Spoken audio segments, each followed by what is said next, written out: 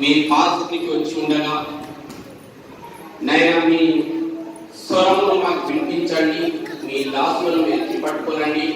మీరు దూరంగా ఉండి మాట్లాడి మయం పొందమని అటాంకపరిచే సాతాను కుయుక్తుని యేసుక్రీస్తు నామమున వాటిని దూరపరుస్తున్నాము.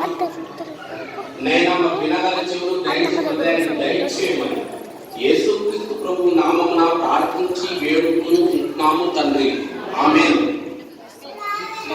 చేయకుండా బయటకు వెళ్ళకపోకుండా కొన్ని నిమిషాలు పిల్లల్ని అదుపులో పెట్టుకోండి.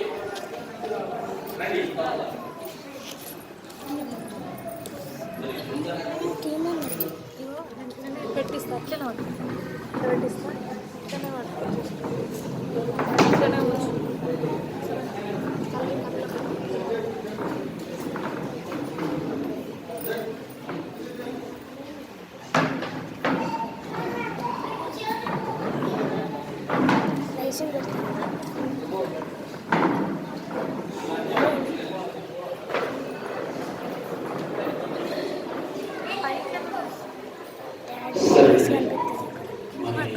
వచ్చిన సంఘానికి మరి ప్రతిసారి నాకు అవకాశం ఇస్తున్న సంఘ పెద్దలకు, కాపరికి, మరి సంఘస్థులందరికీ ప్రత్యేకంగా తెలియజేస్తున్న మీ అందరికీ మరి ఈరోజు చక్కటి అంశాన్ని అందరూ కలిసి దేవుని పక్షాన మనం ఆలోచిద్దామండి. మీరు ఒక 10 నిమిషాలు మీ యొక్క ఆలోచనలు ఒకసారి మీరు సైలెన్స్ ఉంటే ఈరోజు ఒక మంచి అంశాన్ని మనందరం కలిసి నేర్చుకుందామండి. ప్లీజ్ మీరు ఎవరు లేడీస్ అయినా పురుషులైనా కొద్దిగా సైలెన్స్ ఉంటే మనకు దేవుడు మనతో ఏం మాట్లాడుతున్నాడు.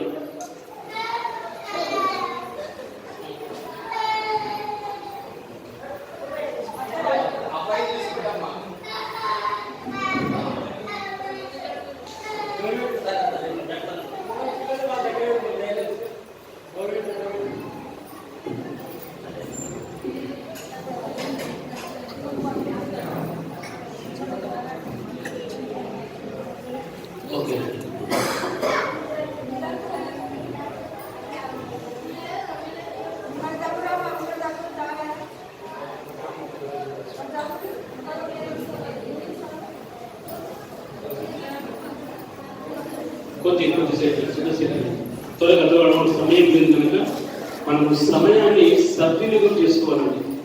కనుక మనం ఈ సమయాన్ని తండ్రికి మనము సమర్పించుకుందాం. ఈరోజు సరే అండి, ఒకసారి మీరు నాలుగు చూడండి ప్లీజ్. నాలుగు చూడండి, మరి లేడీస్ అండ్ జెంట్స్ ఒకసారి నాలుగు చూడండి. ఒక 10 నిమిషాలు మళ్ళీ ఎక్కువ ఇబ్బంది పెట్టాను.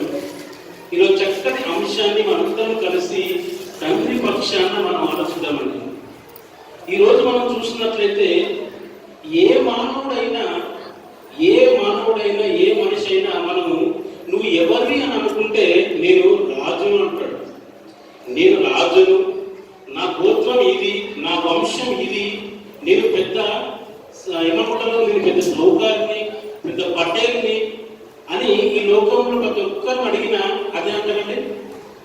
నువ్వు ఒక మనిషిని కావు అంటే అతనికి ఎంతో బాధ అనిపిస్తుందండి.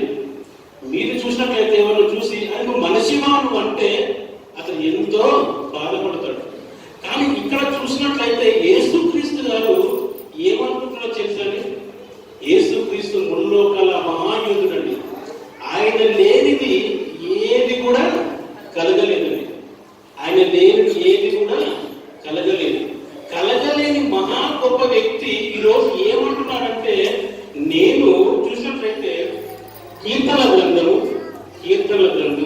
దావీదు రాసిన కీర్తనల గ్రంథం, దయచేసి అందరూ మీ చేతిలో బైబిల్ తీయండి.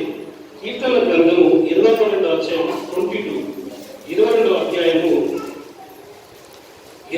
అధ్యాయము కీర్తనల గ్రంథం 22వ అధ్యాయము 6వ వచనము చక్కగా చదవడం. ఏమంటారండి?